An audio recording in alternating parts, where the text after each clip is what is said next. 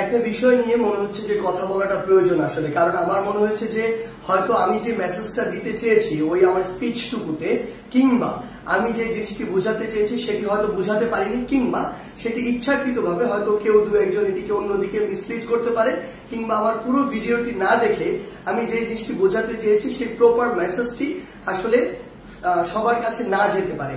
সেই জায়গা থেকে আমার মনে হয় বিষয়টি ক্লিয়ার করা প্রয়োজন। সেটি হচ্ছে, আমি আমার ঠাকুরগাঁ জেলার একটি মত বিনিময় সভায় আমার হিন্দু ধর্মাবলম্বী ভাই বোনদেরকে নিয়ে একটি বক্তব্য দিয়েছিলাম, যেই বক্তব্যটিকে অনেকে অনেকভাবে আসলে প্রচার করার চেষ্টা করছেন। প্রথমে আমি একটি জিনিস স্পষ্ট করি, সেটি হচ্ছে এই বক্তব্যটি শুধুমাত্র ঠাকুরগাঁ জেলার জন্য প্রযোজ্য ছিল, কারণ আমরা তো অনেক জেলায় গিয়েছি, বাকি জেলায় তো এই কথাগুলো বলিনি।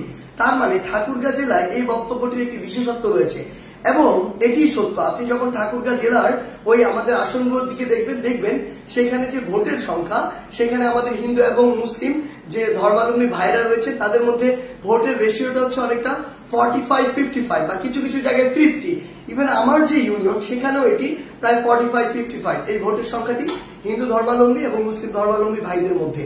এখন আমি যে কথাটি সেখানে বলেছিলাম সেটি হচ্ছে, আমার সবচেয়ে খারাপ লেগেছে আমি যখন দেখেছি আমি আমার এলাকার যে ভাই বোনদের সাথে, যে বন্ধুদের সাথে, যে ছোট ভাইদের সাথে, হিন্দু ধর্মাবলম্বীদের সাথে একসাথে বড় হয়েছে, একই স্কুলে পড়েছি, একই জায়গায় পড়াশোনা করেছি, প্রাইমারি স্কুল লেভেলে, হাই স্কুল লেভেলে, তারা যখন আওয়ামী লীগ সরকার চেঞ্জ হওয়ার সাথে সাথে একটি ভয় নিয়ে, একটি আশঙ্কা নিয়ে তারা যখন ঘর বাড়ি ছেড়ে ওই ভারতের সীমান্তের দিকে রওনা হয়, যখন তাদের ঘর বাড়িতে হামলা করে, এটাও সত্য, ওই হামলা কিন্তু ধর্ম দেখে হয়নি, ওই হামলা হয়েছিল পলিটিক্যাল যে বিষয়গুলো সেই বিষয়গুলোকে প্রাধান্য দিয়ে।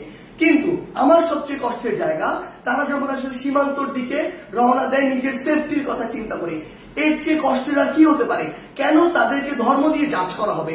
এই আন্দোলন তো নির্দিষ্ট কোনো ধর্মাবলম্বীদের আন্দোলন ছিল না, এই আন্দোলন বাংলাদেশের সকল ধর্মের, মতের, বর্ণের, সকল বয়সের, ইভেন ফ্যাসিস্ট আওয়ামী লীগ বাদ দিয়ে সকল রাজনৈতিক দলের অংশগ্রহণের একটি আন্দোলন ছিল। সেখানে তারা তো বাংলাদেশের নাগরিক, বাংলাদেশের নাগরিক হিসেবে কেন তাদের মধ্যে এই ভয়টি থাকবে? কেন তারা এই বর্ডারের দিকে যাবে? সেই জায়গা থেকে আমি বলেছিলাম যে এই দায়টি আসলে একদিক দিয়ে আপনাদের উপরে যায়। আমার যুক্তিটি বুঝতে হবে কেন আমি বলেছিলাম যে এটি আপনাদের দিকে যায়। কারণটি হচ্ছে, আমাদের ওই নির্দিষ্ট এরিয়ার জন্য, আমি পুরো বাংলাদেশের কথা জানি না, আমার ওই নির্দিষ্ট এরিয়া ঠাকুরগাঁ কিংবা আমার যে ইউনিয়ন বা উপজেলা, ওই নির্দিষ্ট এরিয়ার একটি মেসেজ, এটি সবাই স্বীকার করবে, এটি মনে করা হয় অলমোস্ট 80-90% কেসে এটি এমন, এটা সবার মধ্যে একটা চিন্তা সেট হয়ে গিয়েছে যে কেউ যদি হিন্দু ধর্মাবলম্বী হয় তার ভোটটা নৌকাতে যাবে। আমি আমার জায়গা থেকে যেটি বোঝাতে চেয়েছিলাম আমার ওই কথার মাধ্যমে, সেটি হচ্ছে এই যে একটি চিন্তা সেট হয়ে গিয়েছে, কিংবা এটি যে একটি বহিঃপ্রকাশ ঘটে, এটা আমার হিন্দু ধর্মাবলম্বী ভাইদেরকে বরং তার যতটুকু অধিকার, যতটুকু তার বুঝে পাওয়া উচিত ছিল ততটুকু পাওয়া থেকে বঞ্চিত করে। কারণ আওয়ামী লীগ অন্তত ওই অঞ্চলটুকুর জন্য মনে করে এই ভোট ব্যাংকটি আমার ফিক্সড। এবং সবচেয়ে বড় যে সমস্যাটি হয়, তখন কেউ একজন যখন সহজে কাউকে পেয়ে যায় তার মূল্যটি আর দিতে পারে না। সেম জায়গায় আপনারাই, আমাদের যারা হিন্দু ধর্মাবলম্বী ভাই বোনরা রয়েছে, আপনারা চিন্তা করুন তো, এই বাংলাদেশে বিগত 16 বছর কত বড় বড় ঘটনা হয়েছে, বিভিন্ন উপাসনালয় থেকে শুরু করে হিন্দু ধর্মাবলম্বী ভাই বোনদের উপরে, কোনটির বিচারের সর্বশেষ এবং যৌক্তিক একটি বিচার এই বাংলাদেশে আওয়ামী লীগের আপনারা দেখতে পেয়েছেন? আওয়ামী লীগের আমলে আপনারা দেখতে পান নাই। বড় বড় যদি হাতে গোনা 5টা ঘটনা আপনি একত্রিত করেন, কোনটার আপনারা এই পর্যন্ত যৌক্তিক বিচারটি পান নাই। তো আমার জায়গা থেকে আমি যেটি বোঝাতে চেয়েছিলাম, এই যে আমার ওই ঠাকুরগাঁর জন্য এই যে ফিক্সড একটি ভোট ব্যাংকের যে একটি মেন্টাল সেট আপ তৈরি হয়ে গিয়েছে, এটা বরং যতটুকু অধিকার আমার হিন্দু ধর্মাবলম্বী ভাইরা, কিংবা যতটুকু পাওয়া উচিত ছিল ওই সরকারের কাছে থেকে, ওই এমপিদের কাছ থেকে, ক্ষমতাসীনদের কাছ থেকে, ততটুকু তারা পায়নি। আবার বিপরীত দিকে আরেকটি ঘটনা হয়েছে সেখানে, সেটি হচ্ছে বিএনপিরা মনেই করে যে আমার যারা হিন্দু ধর্মাবলম্বী রয়েছে সেখানে তারা সম্ভবত অধিকাংশ ক্ষেত্রেই তাদের ভোটগুলোতে নৌকাতে যায়।